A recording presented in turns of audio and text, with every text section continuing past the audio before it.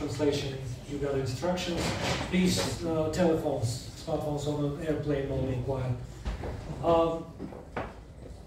Let's start with my position as a journalist. Actually, we are colleagues to some extent with our distinguished guest.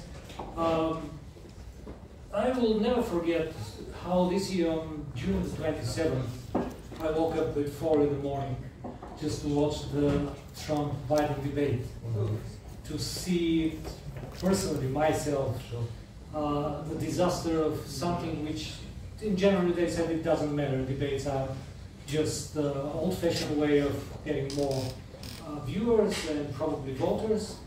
And then it was never forgetting example. Then I woke up again in the morning to see the next debate between Trump and Harris, to learn where exactly in Springfield they eat the cats, the dogs and the pets of the people there. Actually, it was quite serious, probably with the consequences extremely serious for Trump himself, his campaign, and hopefully from my side for Mrs. Harris. And this night, tomorrow morning, I will wake up at 4 in the morning to watch another, the only debate between the candidates for vice presidents, J.D. Vance and Tim Walz. Why? Because Trump is almost 80 years old. And if he wins in a month from now, on the 5th of November, and something happens during his second mandate, J.D. Vance is going to become the president of the United States. And he's probably the future of Trumpism without Trump. Enough reasons to do my duty. But I told you that story because we will start with American elections. It's almost already a cliche that the second important elections of the year for Europe are going to happen on the 5th of November, after the ones for European Parliament in early June. Why is the question for you both, but let's start with a, let's say, bold prognosis, your expectations for the 5th of November, probably a couple of $1 billion picture. Yeah, well, I can't tell you anything very original. I mean, it's very close. But I think that it would be a mistake to write off Trump's chances. I think, if anything, I would have him as a narrow favourite, despite the debate with Harris, because if you look at the opinion polls, she, on the national polls, on a kind of good day, is 2 or 3 points ahead, but because of the way the electoral college is structured in America, she essentially has to be 4 or 5 points ahead to be sure of victory. And then, of course, it comes down to these swing states where it's level. But I'd point out that in the last 2 presidential elections, Trump has done better than the opinion polls suggested.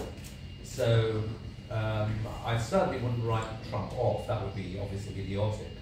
And maybe I'm just a pessimist, but I would make him a narrow favourite. And it will be pivotal for democracy in the world, in the so important election next year, 2024. Yeah, I mean that is the key question. I mean, as you know, Biden tried to run when he was running on the threat to democracy idea, which I think is correct, but it didn't really land with the American electorate. They didn't seem to care. I mean, old-fashioned?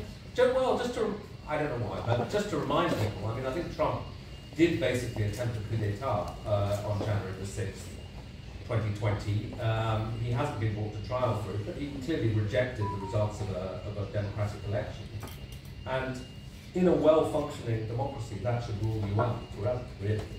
But it hasn't. And so we know his attitude to democracy. And I think the other thing is that, you know, one possible source of comfort is he's been president for 4 years, and American democracy survived, and the republic survived, and that is important to remember.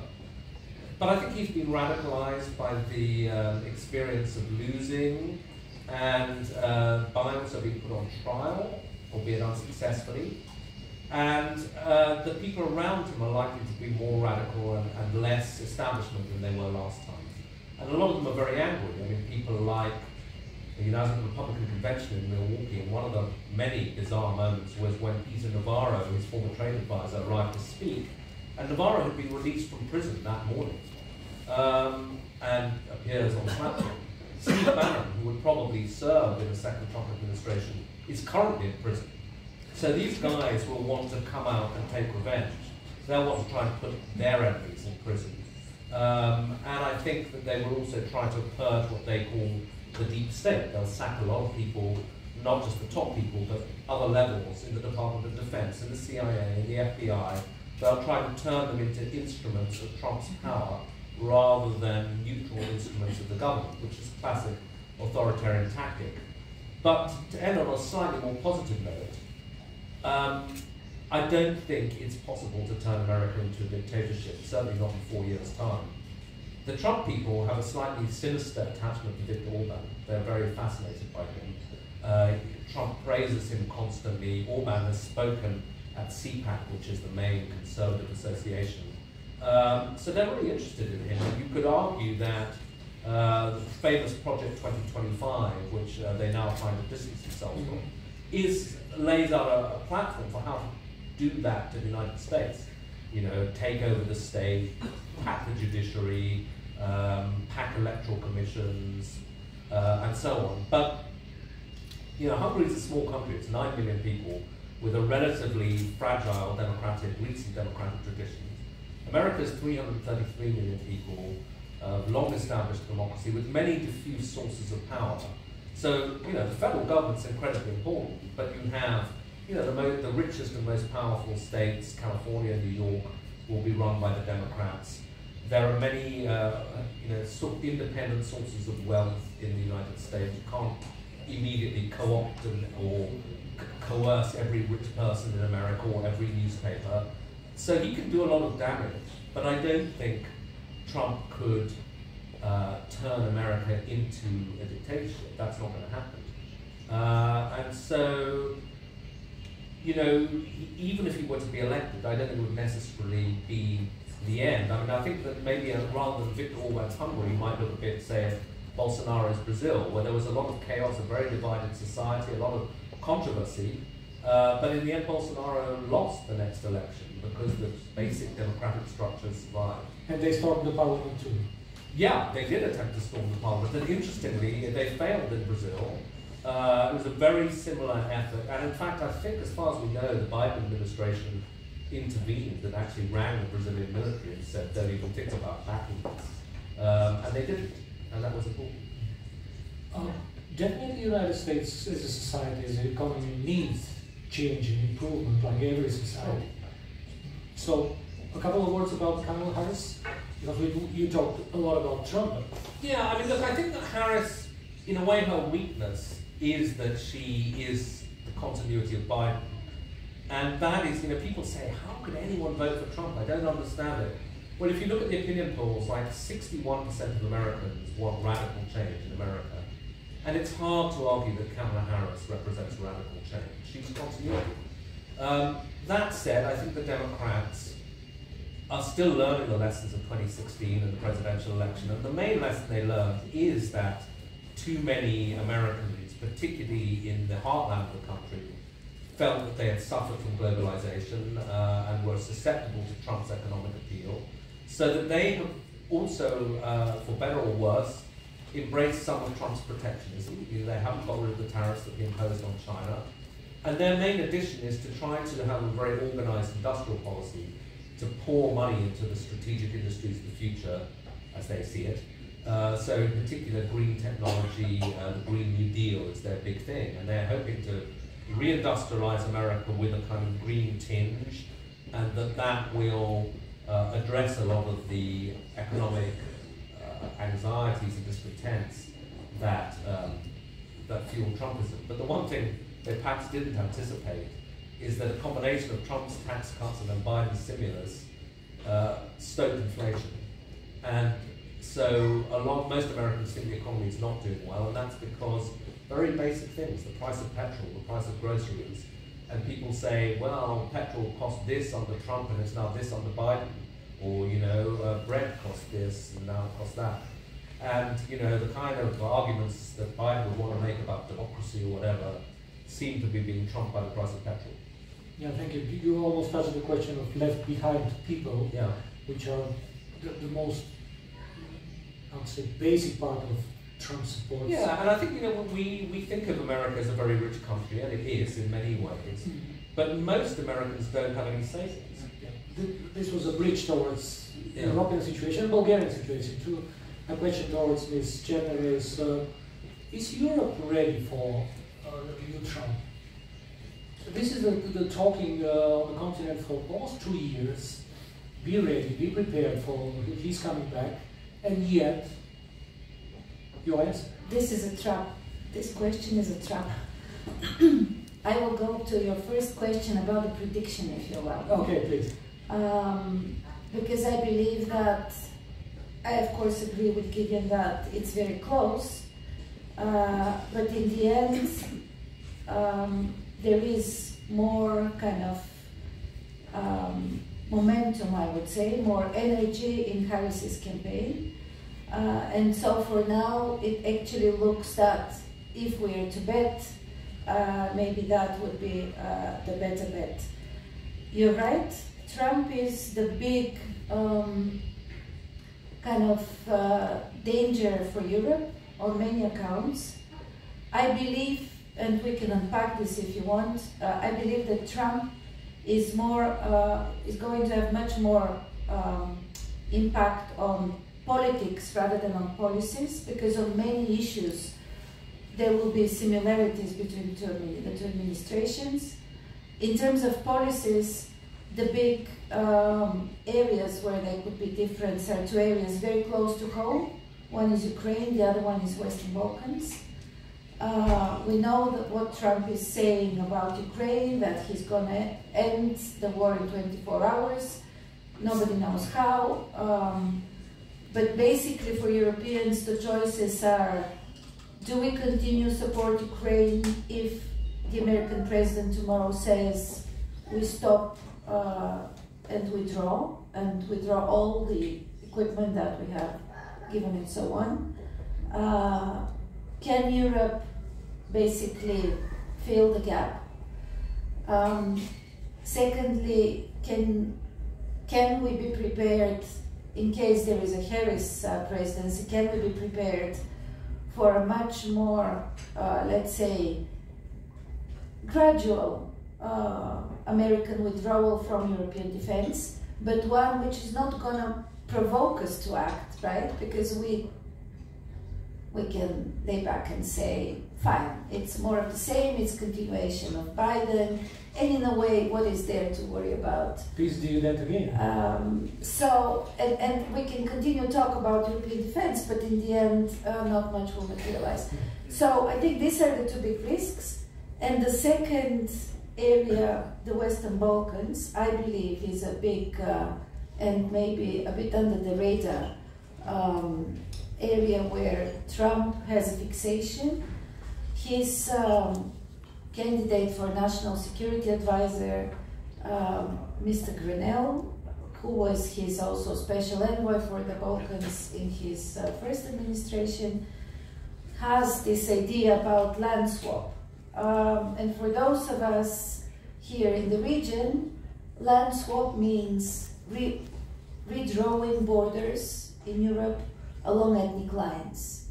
This has been a very big, let's say, no-go ever since the Yugoslav wars. So from an American point of view, this looks like a quick fix, right? I put those two small leaders from small countries at the table, they sign, and I have a deal. But for us here in the region, this can be a very, very big headache. Is Europe prepared? I think a lot of capitals are thinking about this very, very much. However, they are not prepared to talk about this. They are not even prepared to confess that their foreign ministries are drawing plans. and I know this because I'm talking to colleagues from across Europe, on the record they would deny that there is any sort of work in writing. But of course, some of them try to normalize Trump. Others are trying to use this as an opportunity. And here, obviously, there are differences between France and Germany, between Italy and Poland. But in the end, I think it will be crucial for Europe to have a common approach to whoever is in the White House, and especially if it's Trump. Because we know that Viktor Orban is going to try and go as rotational president of the EU to Washington to congratulate Trump as president-elect.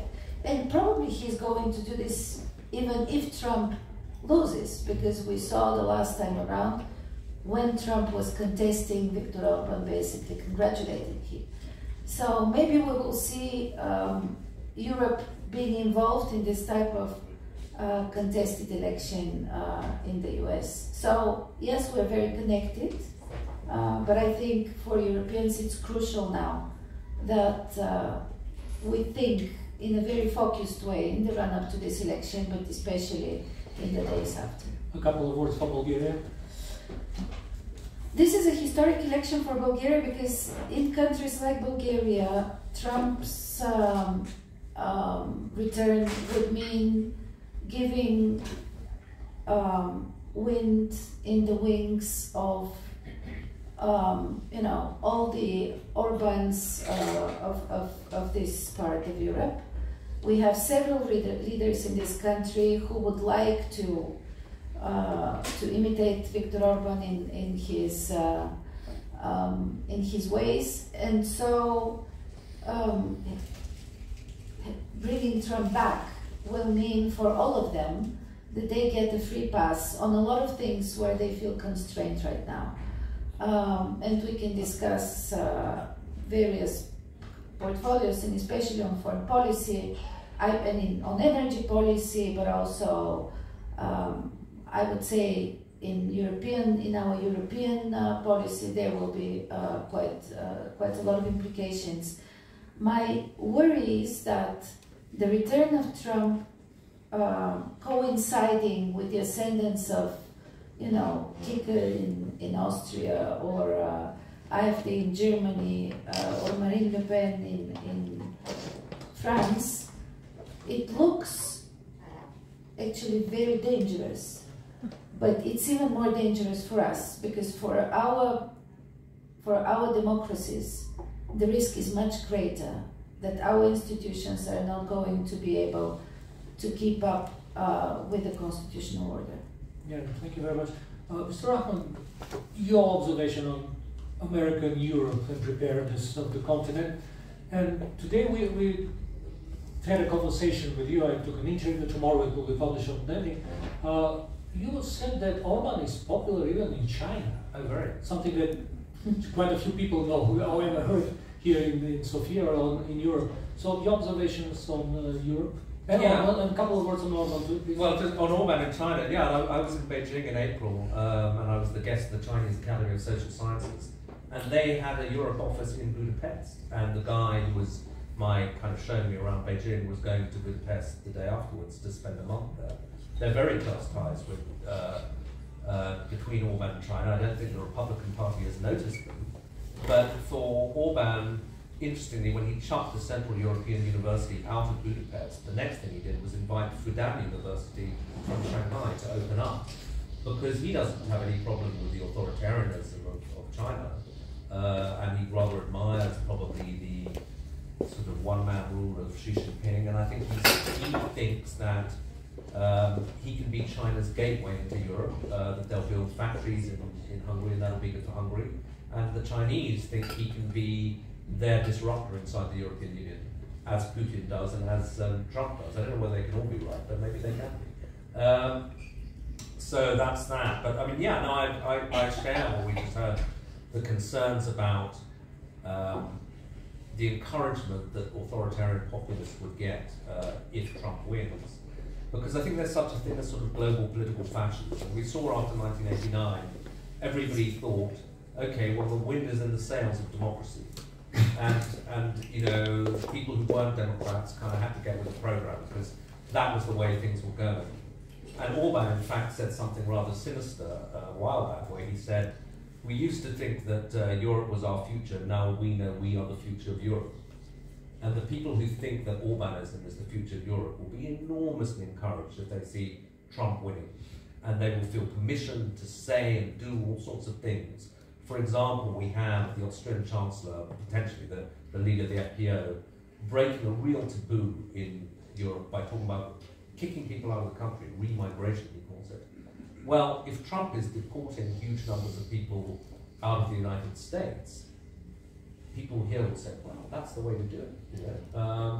And so you'll get this swing to the far right, and I think that you'll get really a division opening up in Europe between the forces that take their lead from the sort of populist authoritarianism of Trump and Putin. So if you have a sort of Moscow and Washington kind of pushing in the same direction, but they will be fighting in a struggle with the kind of liberal forces in Europe. But a moment of encouragement, I think it's be a big mistake to say, well, the liberal forces will be routed. Not at all, because it is true that you can see all these movements across Europe, but they control relatively few countries. I mean, Hungary, Slovakia, perhaps defeat. So generally, the AfD parties are getting about 30% of the vote, which is big, but it's not a majority. The biggest, most powerful countries in Europe, Germany, France, the UK, remain pretty secure liberal democracies, and there is a question about Le Pen in 2027. So, and the European Commission, you know, which has a lot of money and power and legal authority, is, you know, the guardian of the European project. So I don't think it's over at all, but these countries and institutions would be very severely challenged, no doubt about it. Yeah. Mr. Чернева, one more time about the left out people, left behind people, forgotten one. Why should we be so concerned about the AfD winning in Germany, while it is actually a local phenomenon? It's former GDR, it's based in Eastern Germany. Why should we care about problems in Poland? Why PIS started from the specific southeastern part of Poland? Many troubles for the liberal democracy actually are quite tightly locally based. How is this going to be a threat for whole of European Union and European project? The so-called fringist parties, the far right and the far left, they actually did not gain during the last European Parliament elections as much as many of us were predicting. But the fact is that they're growing, and especially in some key countries, they're getting traction. They will be in local governments in Germany, and maybe they will be in the French government in 2 years' time. And the question is, what is it they really want? In 2019, the EP elections were actually created as a big drama, and this was because those parties were thought to want to dissolve the EU. Let's kill the project altogether. Now they actually are trying to change the EU from within. In my mind, this will mean mostly having a EU in terms of maybe the market, and a couple of big countries boxing through their interest on whatever there is left as a common policies. For a country like Bulgaria, this is going to be detrimental, because that will mean that the whole principle of solidarity, one country, one vote, is going to be basically gone.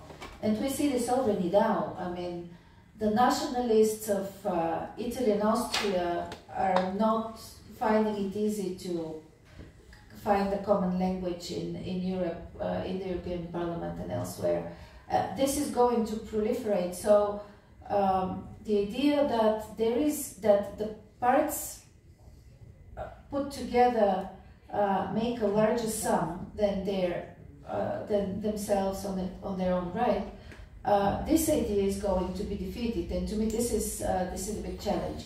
Talking about the, as you call them, left behind people, in the US it has also a bit of a religious connotation. So I'll try to zoom out a little bit. J.D. Vance, the candidate for vice president, became famous writing a book called Hillbilly Elegy. And Hillbilly Elegy is about the kind of Republican working class. So these are conservative people, people who have worked in the old industries of America, which has been moved elsewhere, and they have lost their status, their jobs, their income, and so on. So the whole theory behind the new Trump approach to America is actually about this kind of Republican Party of the working class. They say it's not us anymore on the golf courses, it's the Democrats. We're the ones who are there for the small people. The fact of the matter is that there is very little that the two parties really do differently in terms of industrial policies. What Gideon just mentioned, the Inflation Reduction Act that was introduced by Biden is actually a project of reindustrialization of America, but on a different scale, on a more, 21st century. Exactly, on a technologically better scale, and it has, of course, a climate dimension to it, but it is, in its essence, a technological kind of leap, huge leap that he's aiming to finance, and which is actually already getting some traction. So my only meeting with somebody from J.D. Vance's environment was somebody who, of course, was a foreign policy person, and he said, I asked him about NATO, and he said, what about NATO? What is this alliance in which there are countries like Bulgaria or North Macedonia who cannot contribute anything to NATO security? Why do you think we should at all be interested in this? And this is the moment when you realize that the whole idea of American isolationism, which stems from the theory of America being self-sufficient, not wanting to be used by others to spread its security resources to other countries, it is going to actually impact, especially Europeans. Europe is full of smaller countries, and it is going to impact those alliances which actually, like NATO, and especially NATO, which relies on the sovereignty and the idea that it's a one-for-all principle. I'm trying to avoid the Middle East and Netanyahu, Especially today, and Netanyahu in the context of your book about the autocrats. But we will, so at some point we will reach it. Staying in Europe, I can't avoid the war in Ukraine. But instead of going into the details of what the victory in peace means, could you please talk with us about how do you see the future of architecture of security in Europe? Because it's totally dependent on the exit of this war. And it's just months before, 3 months before the war started, there were 2 Russian documents about the positioning of NATO in Europe and something more about their role in the world, and they didn't forget it. They will remind us so when the time comes. How the future of Europe works if the war is unwinnable, if we have a Korean or German scenario? Yeah, well, before I get to that, just on Vance, I mean, I think another thing to understand about, you know, the left behind and the sources of American discontent is America's very war-weary. I mean, America's fought 2 long wars in Iraq and Afghanistan, a lot of casualties, you know, a lot of people traumatized by fighting those wars. More American soldiers killed themselves after coming back from Afghanistan than were actually killed in the war.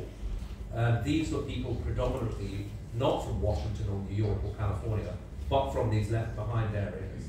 So when Vance says, you know, why are we paying for the defense of Europe? And incidentally, Europe has these great welfare states, which we don't have, and we're expected to pay 4% for defense to defend them. He pointed Germany specifically. Yeah, absolutely. I mean, it kind of makes sense if you're sitting in the heart. You know, people are fed up of being the world's policeman, and so I don't think we can just say, well, it's obviously irresponsible. And I actually think in the long run it's not in America's interest to let NATO collapse. But, you know, the arguments for America being in NATO in the end are rooted all the way back in the 1940s. And, you know, Biden remembers them, but he's 80. You know, a lot of Americans, they don't really get it anymore. And so that's, I think, where a lot of this is coming from. And it's why also I think you're right to remind us that even if Trump doesn't win, I don't think you can take America's continued commitment to Europe at the same levels for granted, particularly given that there's voices saying, look, the real challenge is China, and we can't support the security both of Europe and of China. Europe's going to have to do more. But in terms of the war, what happens, well, it very much depends on, obviously, how the war ends. But I think that one of the distinctions between Trump and Harris-Biden is that both of them want a peace settlement at this stage. But I think the difference is probably that the Democrats take the idea of trying to preserve a viable Ukrainian state with some kind of security guarantee seriously. Whether it's doable, I don't know, but that would be something they took very seriously.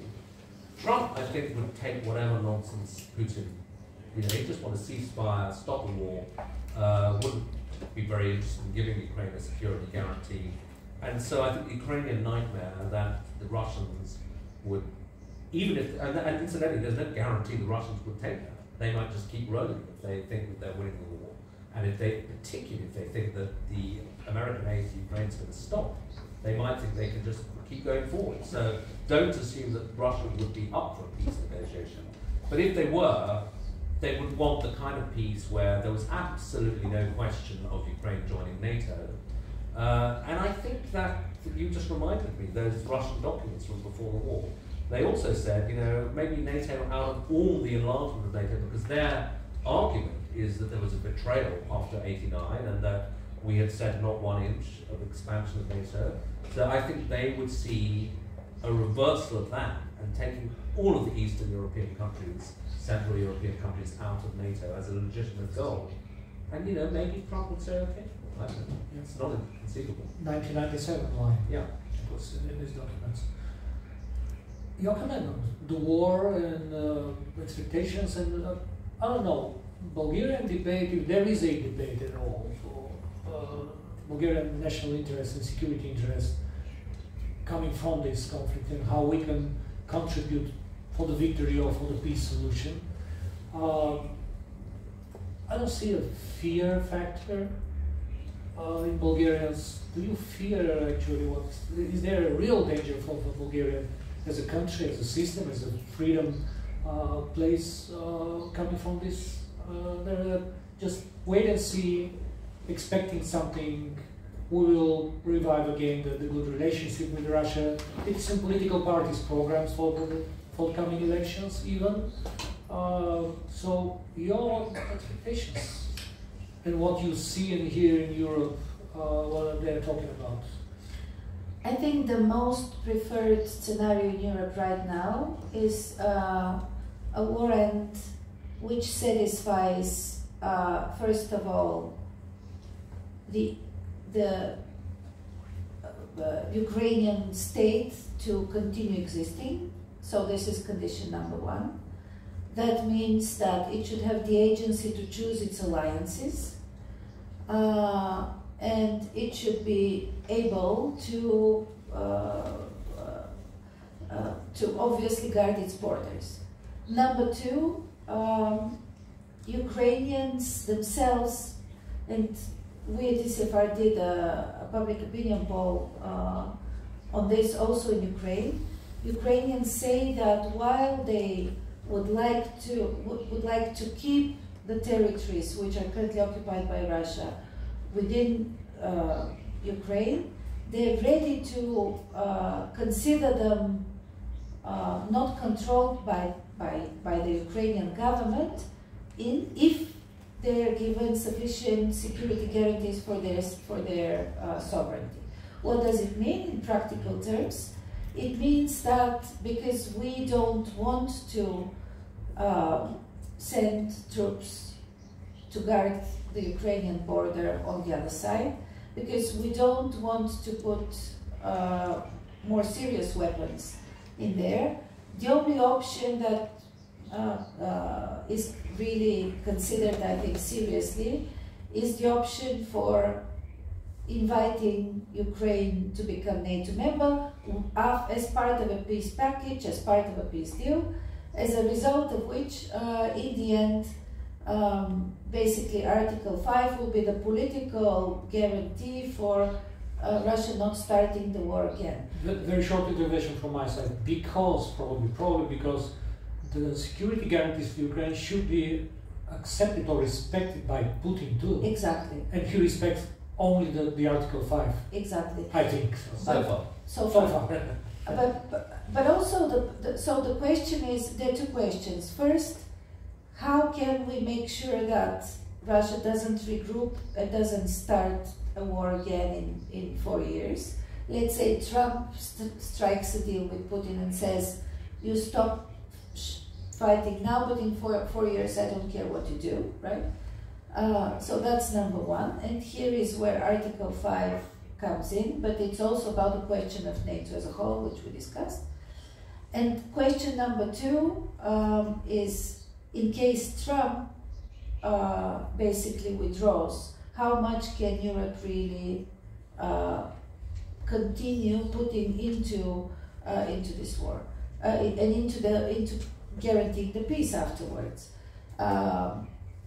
We have a situation right now whereby many people think how to bring Russia to the table, to the negotiating table. The only way to do this seems to be really the strategic strikes deep into Russian territory. But in practical terms, we don't know what can make really Putin change his mind. Well, one thing, I mean, I actually don't think strategic strikes into Russian territory would necessarily bring him to the negotiating table. I just think it would probably cause him to get even more brutal in his war. But I think one thing that is possible, no guarantees, is that Putin is waiting for Trump. And if the Democrats win, then he'll have to look again at the situation and say, oh, okay, maybe aid to Ukraine is going to continue for another year, for a year after that, and then he'll have to rethink. And certainly when talking to the people around Biden a couple of months ago, they were saying that's one of the reasons that it's very, very important that Harris win, because they do think there's going to have to be a negotiation, but they don't want there to be a negotiation where Putin thinks he's going to win anyway because Ukraine's about to be abandoned by the West.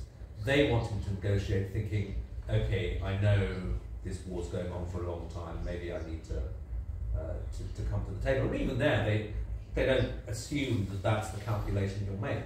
But it's more possible if Ukraine doesn't seem to be on the point of collapse anyway. In your newspaper today there is a long story about Ukraine, and somewhere deep down was buried speculation that Biden is coming to Europe in mid-October, if I'm not wrong, something like this, and they expect him to announce something about Ukraine and NATO. Should we just bet on this? He's just on the way out. He might do a weak service to Kamala Harris. The thing is that anything he says could be reversed 2 months later. And the other thing to remember, I mean, I don't think I would say it's insignificant. He can move the debate and put ideas on the table that stay there. But obviously there's no guarantee that, you know, because he's not going to be president quite soon. I think the other thing to remember, though, is NATO membership has to go through the US Congress. And if that's controlled by the Republicans, I don't think they're going to accept it. And through all the through allies' parliaments. And remember, look, if Finland and Sweden were held up for 9 months, you know, imagine what happened. Right? Budapest and Turkey too, and Ankara too. Yeah, sure. Another part of this conversation I wanted to dedicate to the role of United Kingdom in Europe, and with the new government with huge mandate. What are the opportunities for the country and Europe? Yesterday, I think, was a story about UK universities who were complaining and asking the government just to restart let's say the channels with Europe, the Erasmus program, because they need European youths and talents. So there is something in the air, but should we bet too much on this? Look, I mean, I think that there is a big opportunity, but I wouldn't bet on very rapid progress quickly. I think it'll be a gradual process of rebuilding ties and step by step, because firstly, there was a big rupture of trust and a lot of ill feeling on both sides after Brexit. Second, both sides start from a political situation that makes it difficult for them to make big leaps. So because Starmer was worried that he would be accused of wanting to reverse Brexit, he has ruled out not just rejoining the EU, but rejoining the single market, rejoining the customs union. Now, personally, I think that's not going to hold in Britain for very long, because, I mean, assuming the EU still exists, but let's say it's still there, because if young people overwhelmingly voted against Brexit, and something like 80% of people under 35 think it was a mistake. So over time, I think there will be a constituency to rejoin the EU, even though that will be very difficult, and perhaps when people understand the details, like we'll have to join the Euro, we'll have to join Schengen, that might come down again. But I think the direction in Britain is that leaving the EU was a mistake, and at the very least we need closer ties. And I think that on the European side, it helps a lot that it's no longer the Conservatives who brought Brexit about who are in government. So they know that Starmer opposed Brexit. So some of that hostility goes away. And also that Europeans now, faced with all these challenges, Trump, Putin, can no longer really afford to think of Britain as the main enemy, which in a way it was after Brexit. You know, there was a great focus on demonstrating that Brexit was a mistake. Now they have to, I think they should begin to think of Britain as another middle-sized, stable, liberal democracy with very similar interests to France, Germany, Spain, and, you know, Bulgaria, frankly, and that it would be folly if we didn't find ways of cooperating. Now, you know, what those are for politicians and diplomats to work out. But it'll be things like students to start with, but also making trade easier, making investment easier. Of course, there are issues about how you do that and so on, but that has to be the direction of travel, I think, without. And in terms of security, a country with nuclear weapons, but just 70,000 troops. Yeah, well, it's going to. That's where Britain's going to start with it, because it is the strongest card, and it's also something that the Europeans would clearly want from Europe. It's true that Britain's military is much too small. I mean, certainly the army is too small. But on the other hand, the British have made significant contributions to the Ukrainian war effort in terms of kit, intelligence, So I think training, all of that, yeah. You know, that they're, I think after Germany and the US, they're the second biggest donors, they're the third biggest donors of military aid. You know, the missiles that Ukraine wants to fire into Russia are British missiles. So there's a lot of advanced stuff that we have, and some expertise and links into the United States. So yeah, I think that the two things to say about that military link. First of all, the British, I think, almost definitely want to use it as a wedge. So they will want us, they're working on a security treaty with the Germans, bilateral security treaty, which will start with defence, but then will define defence very broadly to have technological cooperation, cyber cooperation, cooperation on information warfare, exchange of information, and sort of build out from there so that you kind of edge into economics from that start of defence and security. And the second thing is that Britain has bilaterally built up this thing called the Joint Expedition Force, JEF, with the Norwegian, the sort of Scandinavian countries. I think the Poles are in it, and there's talk of Germany and maybe one day Ukraine joining it. So it could, I mean, it's not a proper alternative to NATO because it doesn't have a security guarantee and it doesn't have the United States, and those are two pretty big things not to have. But it's an indication of how we're beginning to think creatively about, you know, what other security arrangements can we have in Europe that don't undermine NATO, but maybe prepare us for a day when NATO is a bit weaker than it was. The same question. So 2018, Brexit was really the beginning of an awful cycle. Then Trump came and there was a big kind of stress for the whole Western system.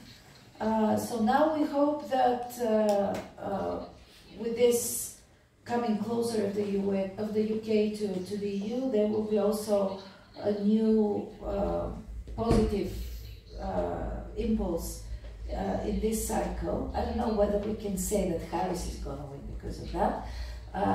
But in any case, the UK is key, especially in this security situation for the EU. I would add one thing, also from where Gideon stopped. There is this initiative called European Political Community, EPC. It's an attempt to create a European, continental European, continental, not EU, but obviously encompassing the UK. And the last summit was the UK. Some sort of initiative where Europeans can talk about their interests and can talk about security, about energy, about migration, about connectivity, and so on and so forth.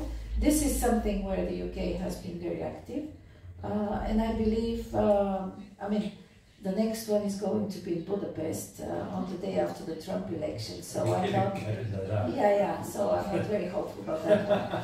An interesting atmosphere. I bet. But then the next one in spring is probably going to be the real continuation of the process. And thinking about the future, probably not so distant, when UK and Europe will just shake hands and rejoin again. Do really someone in Europe, the European capitals, is thinking about, yes, we should work about getting them on board again? And to Mr. Rachman, come on. Yeah. Michel Barnier, who is going to be who is the Prime Minister of France now, has been so much on this file. He's so much engaged thinking about the UK to begin with. What do you think he wants to bring Britain back in? It's great June is getting us out. I think he's going to think about Europe and Britain in any event. Sure. And this is already a good start. Yeah, I agree. First, he will think probably first France and Britain, but that's the thing. And the second point, Europe should do much better to sell itself to the world and to London too, because you need a much better union, much better understanding, functioning, rule of law, whatever in Europe, if you want to be, let's say, good stock on the market, on the world market. Yeah, I think that the British debate is always stuck 10 years in the past. So a lot of the Eurosceptics were reacting against the integration of the 1990s and hadn't really noticed what happened since. And I think the pro-Europeans in Britain have not perhaps caught up with the trouble that the German economy is in, the difficulties in European politics. So they actually have a very rose-tinted view of Europe, that it's like this lost paradise that we walked out of. They might sort of get a nasty shock to actually listen to debates like this. But I mean, I think that, you know, for a lot of British people, it's more that they were promised that things would be a lot better if we left the European Union. It was a bit like Trump, you know, we give them all this money and we'll keep all this money and we can spend it here. It was a very simple promise, and it was a simple-minded promise, and they've noticed that the economy, if anything, is worse. And so there's that. We didn't get anything out of this. But also the loss of quite simple things. People are upset that it's harder to travel to Europe. It's harder to get a job there, take a job there. And those practical benefits, I think, are more what people think about than the geopolitical thing. And I think the other thing is that Brexit was sold as a way of reducing immigration. And people have noticed it hasn't. We just swapped European immigrants for immigrants from Nigeria and India. We're approaching the end of this conversation and discussion. Did we miss something important, not included? Yeah. Do you want to add? Like the whole world. I mean, not that we missed it, but I mean, we could go on for 24 hours. Yeah, but staying in Europe. Okay. Can I ask Gideon a question? Yeah, please. Because we have gathered here also to get your book, for those of us who don't have it. If you were to write this book again today, what would you say? What is the autocrat of tomorrow, especially having in mind Trump, but also the whole China rivalry, well, it's problems of Europe with it? So I would say that actually I wouldn't write it again until we know what happens with Trump. Because since I wrote it, I finished the book in about 2019, and you could actually write quite a hopeful story about the reversal of some of these strongman tendencies. So some of the people I write about are no longer in power. Duterte had to leave power in the Philippines, Bolsonaro lost power in Brazil, Boris Johnson in Britain, who's a bit of a, not really a strongman figure, but in a different context might have been, but Brexit's been discredited. Trump lost office. Others, Erdogan's had a bad election, Modi has had a bad election. And I think there's a lesson there, which is that these guys offer, and they're all guys incidentally, because it's a very macho style of leadership. Meloni actually would be an interesting one. But they offer a very simple-minded form of leadership, which is superficially attractive. Then they come into power, and often when they're in power, it doesn't work out so well. So if they haven't succeeded in turning their countries Orban style into a kind of fake democracy, then people often vote them out, or they want to try something else after a while. So that's the hopeful thing.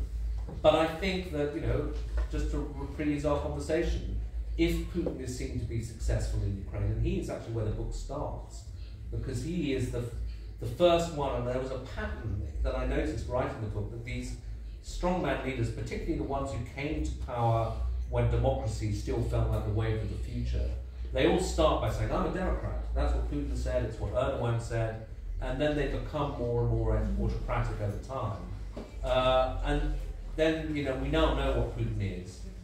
If he lost in Ukraine, then we'd have another example of strongman leadership has failed.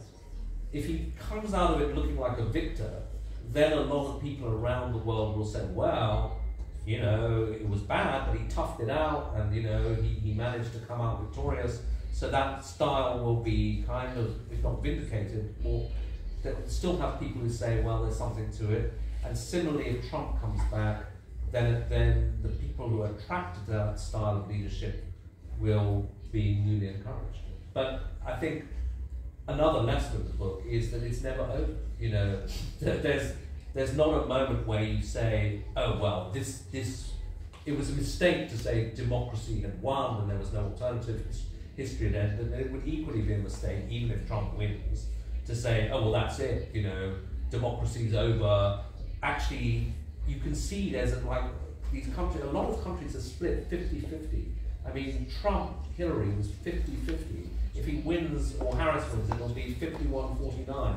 Brexit was 52-48. Poland, the same, 50-50. These are, for some reason, countries are very divided, but right down the middle between liberalism and autocracy. And actually, liberalism is the better system. So eventually, I think it will win. But it's not going to be a straight line in the way that people thought perhaps in 20 years ago. I can't miss the opportunity to ask you the same question. What's your nightmare of the future autocrats in Europe? I think democracy, as Gideon said, is really has a hard time. And for us in Central and Eastern Europe, it is even harder because we lived under some sort of a glass ceiling for a very long time. We regained our freedom and we said we're Democrats, and everybody believed us and we believed it. But then it turned out that it was much more difficult to be a Democrat every day and to build a country which is democratic every day and to build institutions that can uphold democracy every day.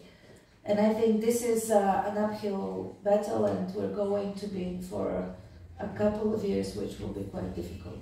The last question. Looking at the biography of Mr. Rachman, that he started his career in BBC World Service in 1984. Mm-hmm. Then in 2016 he won the Orwell Prize. Yeah. So too much coincidence. The question is, are you optimist about Europe and the world? Not in the short term, but I think in the long term. How short? Well, I mean, I think it's going to be a rough 5 years or so. But I do think that, as I said earlier, that autocracy doesn't work very well. And there's a reason it was the Soviet system that collapsed rather than the Western system. I think even in China, their long run of success is coming to a close. So, yeah, I think in the long run I'm optimistic, but I think that it's hard to, well, as I keep saying, so much is going to ride on the American election. I think if Trump wins and there's a bad outcome to the war in Ukraine, the next year or two are going to look bad, but it's not the end of the story. Full circle of this conversation, Mr. Chairman. Mr. Chairman. I have nothing to add. I just want to thank Gideon, but also Svilen for bringing him over. So thank you. Thank you. So this is the end of the discussion. Thank you. Now we have something like a little bit more than 20 minutes for Q&A session. There is a mic. The ladies will give you the mic, and please introduce yourself very shortly and keep it short and simple. I prefer the questions, not the statements, but this is a free country, so please just raise your hands and the lady will give you the mic. There is a, over there. Alexander Andreev, if I'm not wrong, with the glasses. Thank you, that's me. Alexander Andreev, I'm a journalist working with Deutsche Welle and recently with Capital newspaper in Bulgaria. My question is about left and right, to Mr. Rachman and to Vesela. Mr. Rachman mentioned Trump claiming that his electorate are the working people in America. Also, the FPÖ in Austria, AfD in Germany, they are claiming that lots of working people are voting for them. But traditionally, the workers are the electorate of the left-wing parties, like Social Democrats or Socialists. Is there a shift in the Western societies nowadays that working people are getting more conservative, or even these parties are called far right in Europe, and voting, working people voting for these parties is, in my opinion, somehow strange. Well, I think it's I'm afraid, a kind of reminded the 1930s, where far-right parties did portray themselves as representatives of the downtrodden, betrayed workers. I was just in Germany, and we were talking actually not about the AfD, but about the Sarah Wagenknecht party. And somebody said to me, well, you know, she used to be in Die Linke, but they said, well, she's a nationalist and she's a socialist. But I'm not saying she's a Nazi, but she is a nationalist and a socialist. And it's the old formula coming back a bit.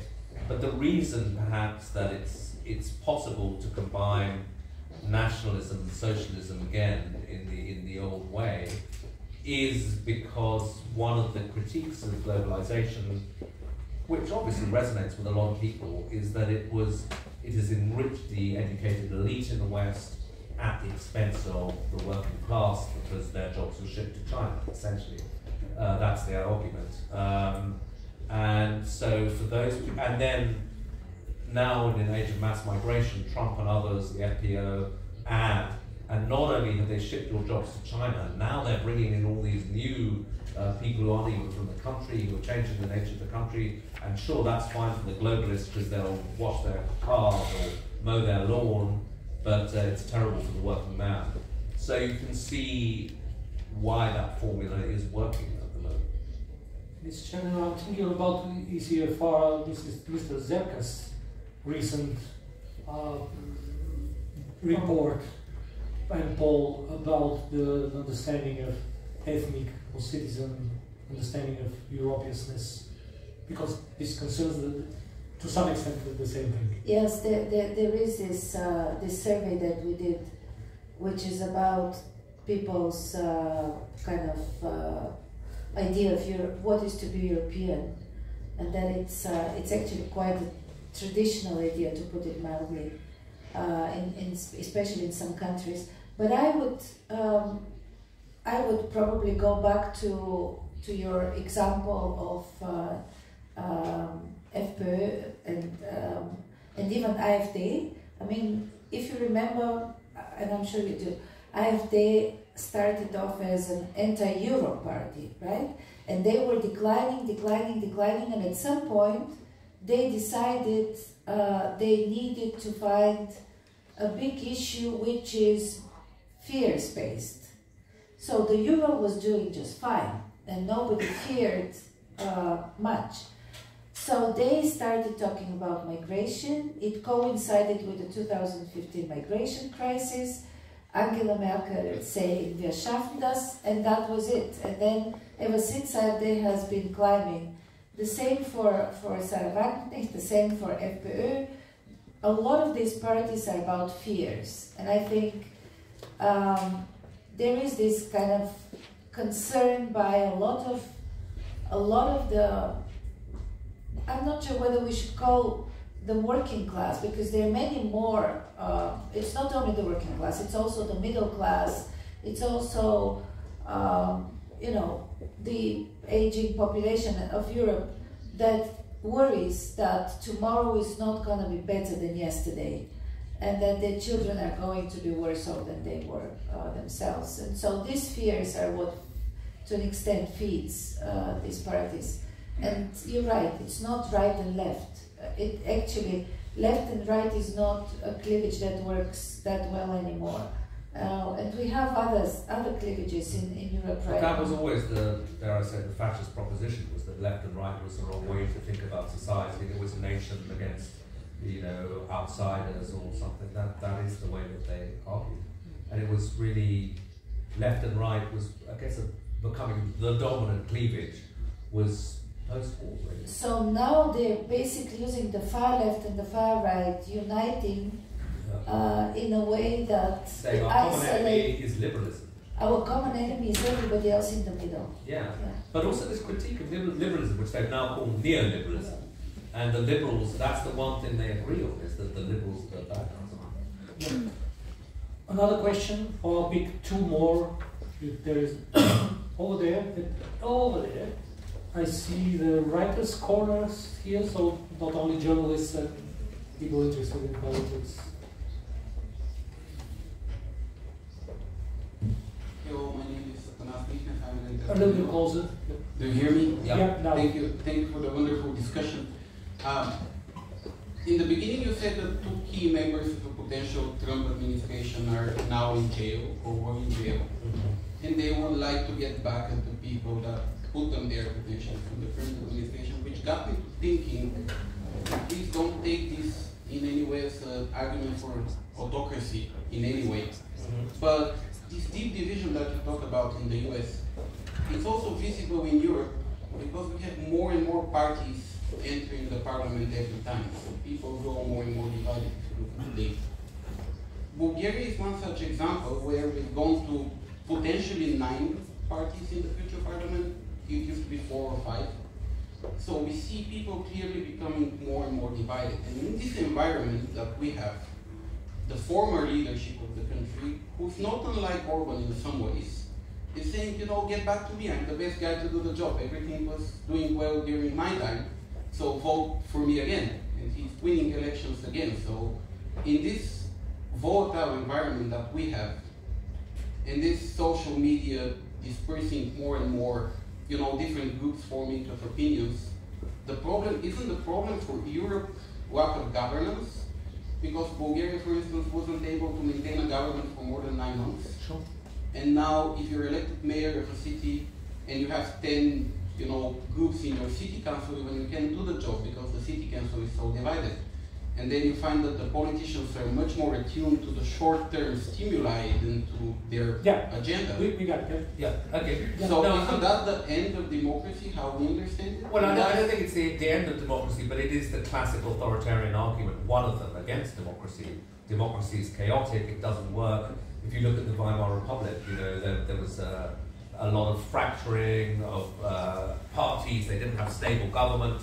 So the argument was, well, we need a strong man, and there was the same in, you know, Franco's Spain or Mussolini's Italy. That is always the argument that democracy doesn't work. It's a nice idea, but it produces chaos, and we need order.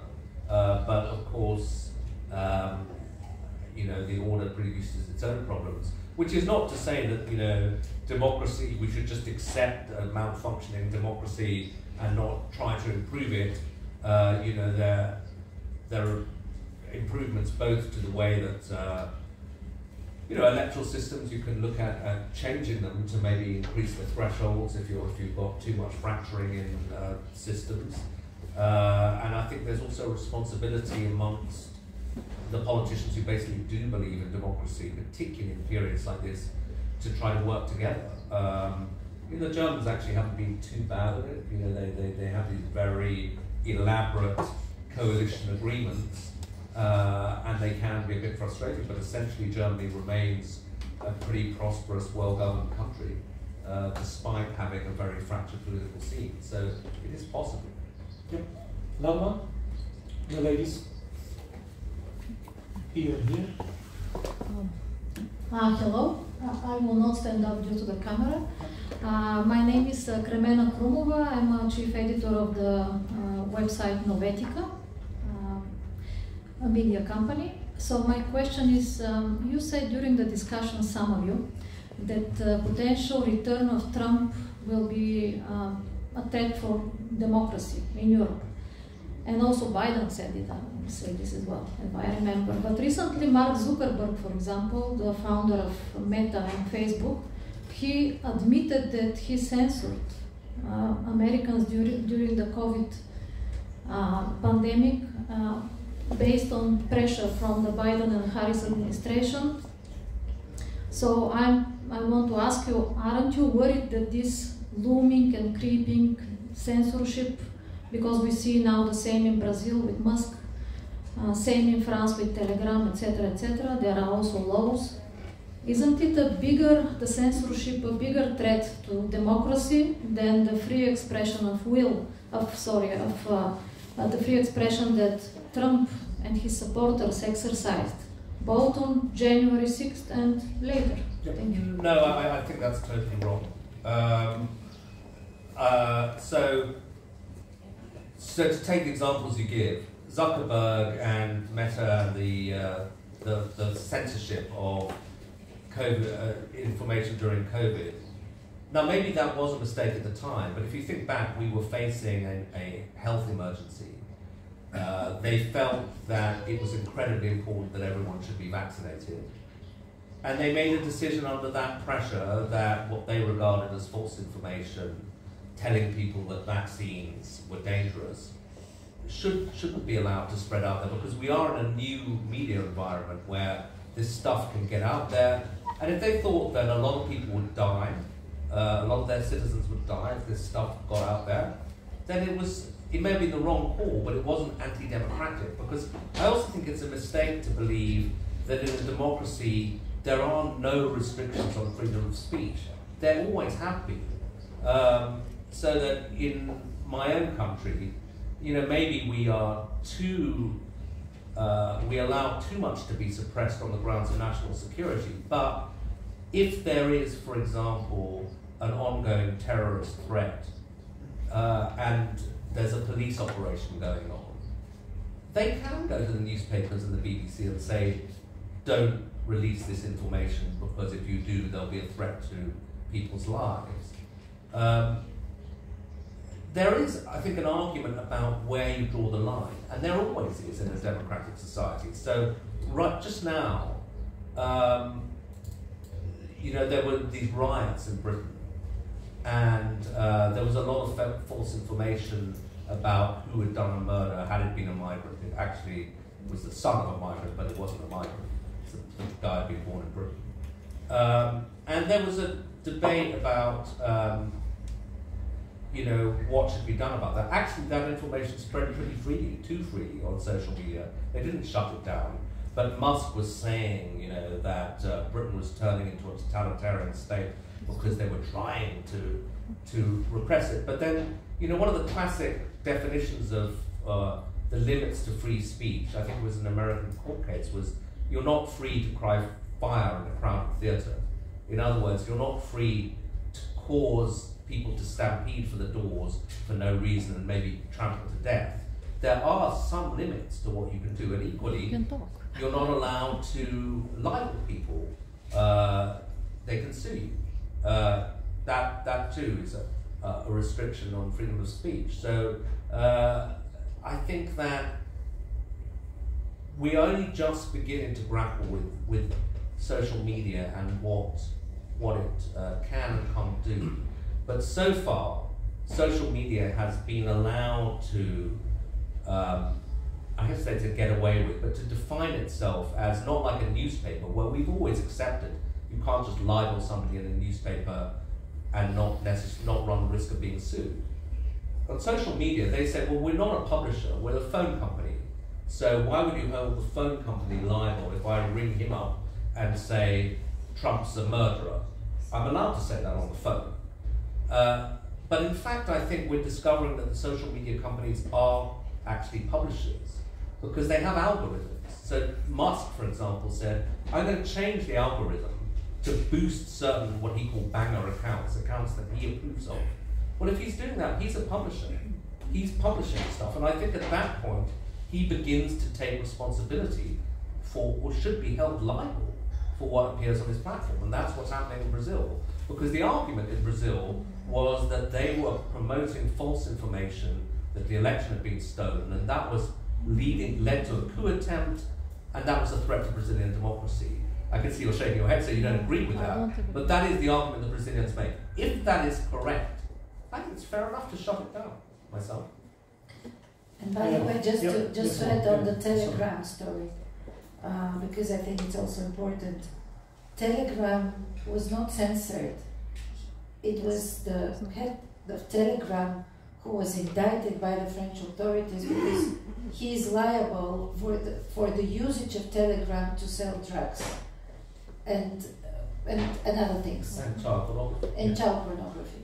So this is a court case. It's not an act of censorship. Just wanted to put it there. It works? I think it works. Yep. Hello, my name is Svetlana Kristova. I'm a sociologist, and as a university person, I would ask you, to theorize a little bit about the difference between autocracy and totalitarianism, because you've been talking and your book is about different forms of autocracies of present day, but you often give examples about totalitarian societies from the 20th century, like Nazi Germany, Franco Spain, and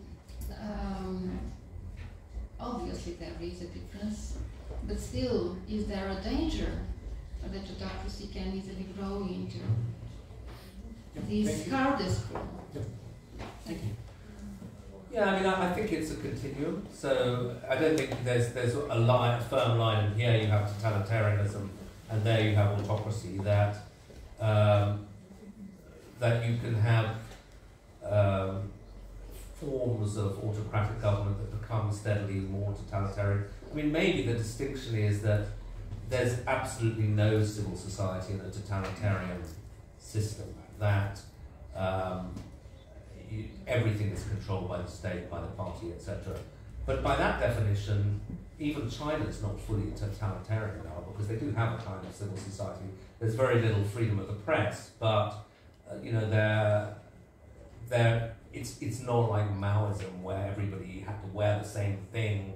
I mean, maybe Xi is trying to edge them towards it because he's making everybody study Xi Jinping thought, which is a very kind of Maoist way of doing it. But China's changed so much that although I think he's moved the needle back, it was already autocratic and it's moving closer to totalitarianism, but it's not, the way it was in the worst of Mao's era. I mean, and I think similarly, Putin has moved from Russia being an unstable democracy to being an increasingly, a society where the rule of law really didn't apply, and increasingly autocratic, to something where they used to have freedom of the press, sort of. Now they don't. So they're moving to a more totalitarian direction. But I remember, once in 2012, I was in Moscow and then I went to Beijing shortly afterwards. And I was on a stage in Moscow, a bit like this, and people were able to say on that stage, at a conference incidentally in which Putin had spoken that morning, that Putin is a dictator, and they could get away with that and they weren't locked up the next day. That wouldn't happen anymore. We've seen what's happened to Navalny, etc. But it was very striking to me then that I would then go to China and that would be impossible there. At that time in China, you could still talk about it in a restaurant in private. Now they wouldn't even do that. Russia was always a bit freer than China, and it's still a bit freer than China, but unfortunately both countries have moved in a more totalitarian direction. And obviously there are people who think that that's where we're moving as well in the West. The last one very short. We have 3 minutes, so if you have very simple. Здравейте, казвам се Симеон Христов. Ще се възползвам възможността да задам въпроса на български език, тъй като имаме синхронен превод. Аз съм възпитаник на Санкт-Петербургския държавен университет и преди да задам своя въпрос, искам да направя една препратка към Карл Шмидт и неговата концепция за политическия враг. Очевидно е, сега всеки един политически субект има свой политически враг, но тъй като заседнахме темата за урегулиране на конфликта в Украйна и за подсигуряване на архитектурата за сигурност в Европа, от това, което съм видял в периода на своето пребиваване в Русия, е, че колективният Запад е доста така устойчив образ на политическия враг. Моят въпрос е следният. Колко е устойчив образът на врага в лицето на Кремъл в една хипотетична ситуация, когато вече конфликтът в Украйна е разрешен? Имате предвид образа в Европа на Русия? Да, в Европа и в Щатите. Well, I can have the translation, so if you can give me the brief version of that. The only thing I recognized was Carl Schmitt. The question was about the concept of political enemy. Yeah. And because this young man was coming from St. Petersburg University, right. He lived there, he observed how strong the so-called collective West is understood and accepted and promoted by propaganda as a very strong enemy. Yeah. How strong enemy is Kremlin when you're looking from the other side, in Europe and in the United States?